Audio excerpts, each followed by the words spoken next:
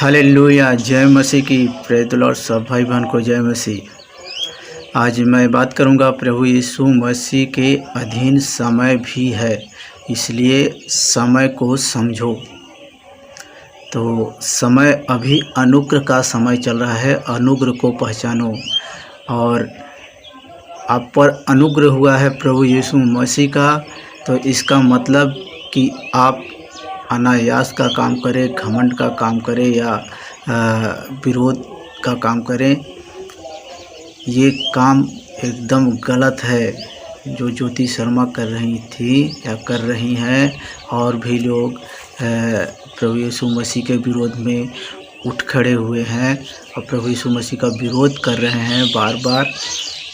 तो प्रभु उन पर भी अनुग्रह किया है, लेकिन प्रभु के वचन में लिखा है कि दुष्ट को भी परमेश्वर ने ही बनाया है। दुष्ट को इसलिए बनाया ताकि उस पर अपनी सामर्थ्य दिखा सके, अपनी शक्ति दिखा सके। जब फिरौन को भी बनाया, उसके मन को भी वो कंट्रोल कर रहा था, लेकिन उस पर अपनी सामर्थ्य दिखाने के लिए परमेश्वर ने उसके मन को कठोर किया। तो जो व्यक्ति अपने मन को कठोर कर रहा है, प्रभु की ओर नहीं दृष्टि कर रहा है, मतलब प्रभु को तुच्छ समझ रहा है, प्रभु की भविष्यवाणियों को तुच्छ समझ रहा है, परमेश्वर उस पर अपनी सामर्थ्य दिखाएगा। तो मेरा कहने का मतलब ये है कि परमेश्वर के वचन में लिखा है कि परमेश्वर के वचन को तुच्छ न जानो, भविष्यवाणियों को तुच्छ न जानो। परमेश्वर के हाथ में पड़ना बहुत भयानक है, बहुत ही भयानक है। जो इस बात को समझता है वह प्रभु यीशु मसीह को अपना प्रभु स्वीकार करता है। जो नहीं समझ पाया वह प्रभु का विरोध करेगा। जो विरोध कर रहा है, लेकिन प्रभु उस पर अपना सामर्थ्य दिखाएगा, अपना अभी प्रभु उस पर भी अनुग्रह कर रहा है। लेकिन जिस दिन प्रभु का आगमन होगा तो वह दांत पीसेगा, रोएगा, चिल्लाएगा, क्योंकि प्रभु ऐसे लोगों को उस समय नाश करेगा। उस पर तब अनुग्रह नहीं होगा, क्योंकि इस समय अनुग्रह का ये समय है। जो प्रभु यीशु मसीह को अपना उद्धारकर्ता स्वीकार कर लेगा वह जीवन को प्राप्त कर लेगा। लेकिन जिसके मन में दुष्टता भरी है, जो दुष्टता पर उतारू हो चुके हैं, जो थोड़े से पैसों के लिए अपने आप को हिंदू जता रहे हैं, हिंदू बता रहे हैं, कहते हैं मैं हिंदू धर्म में पैदा हुआ हूँ तो मैं हिंदू हूँ। पैदा आप चाहे जैसे भी हुए हैं, लेकिन सब ईश्वर की कृपा से, परमेश्वर की ही कृपा से हुए हैं। आप अगर नंगा पैदा हुए थे तो आज तक नंगे नहीं हैं। आज आप कपड़े पहन रहे हैं, इसका मतलब ये नहीं कि आप हिंदू धर्म में ही पैदा हुए तो वो हिंदू ही रहेंगे, या ईसाई धर्म में पैदा हुए तो ईसाई ही रहेंगे, या मुसलमान धर्म में पैदा हुए तो मुसलमान ही रहेंगे।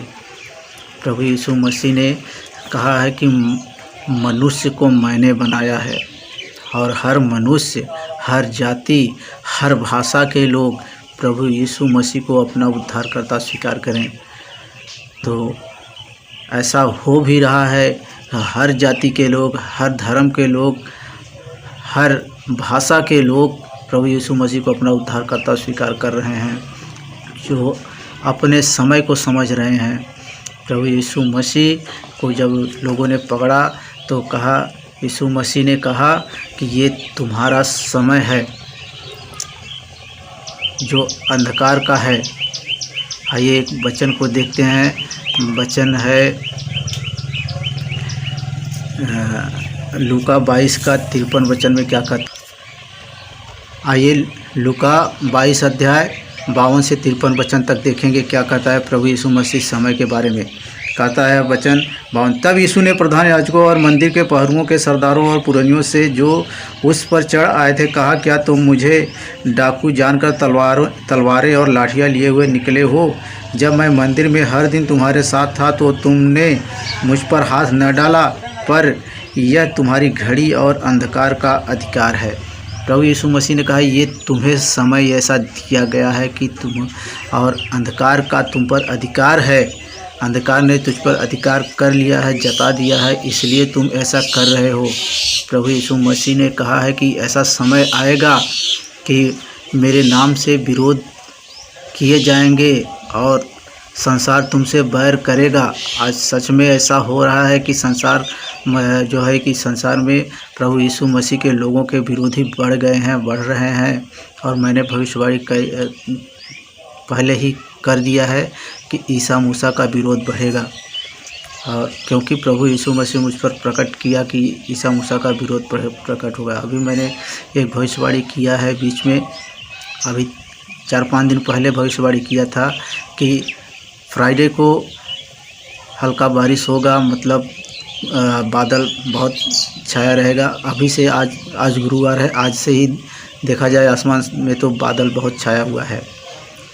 तो 1 हफ्ता पहले ही मुझे प्रभु ने दर्शन दे दिया था कि बारिश होगी, फ्राइडे को बारिश होगी। और आज गुरुवार है, आज से ही बादल दौड़ना चालू कर दिए हैं और कल देखना बारिश होगी।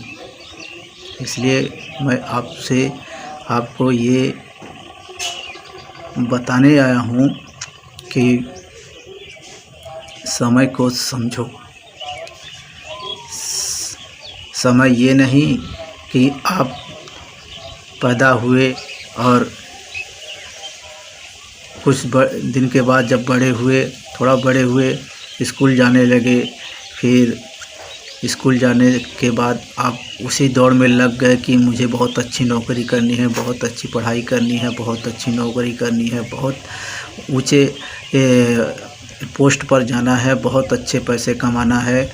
फिर उसके बाद एक दिन रिटायर होके फिर इंतज़ार करना है मरने के लिए। यही परिस्थिति, मतलब आदमी का यही रूटीन चलते रहता है।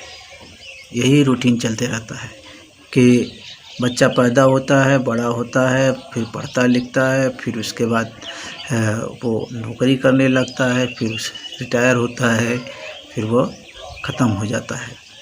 उसमें भक्ति कुछ नहीं। तब उसी के पीछे सब लोग कहते हैं यही कामयाबी का रास्ता पकड़ो, लेकिन प्रभु का रास्ता कोई नहीं पकड़ रहा है। जो पकड़ रहा है उसे लोग बेवकूफ़ समझ रहे हैं। वो बेवकूफ़ नहीं है। स्वर्ग का रास्ता जाने के लिए स्वर्ग का रास्ता अपनाने वाले बेवकूफ़ नहीं है। बेवकूफ़ वो हैं जो कि उन्हें बेवकूफ़ समझ रहे हैं। तो मेरा कहने का मतलब यह है कि अभी समय है, सुधर जाओ। प्रभु यीशु मसीह को अपना उद्धारकर्ता स्वीकार करो, जीवन मिल जाएगा, जीवन को प्राप्त करोगे। अन्यथा एक दिन रोना पीटना दांत पीसना होगा। लोगों से एक रिक्वेस्ट है कि अभी तक आप लोगों ने मेरे YouTube चैनल को सब्सक्राइब नहीं किया तो कृपया करके सब्सक्राइब कर लें और बेल आइकन के घंटे को भी दबा लें, ताकि आपको जब भी मैं कोई वीडियो डालूँ उसका नोटिफिकेशन आपको सबसे पहले मिल जाया करेगा।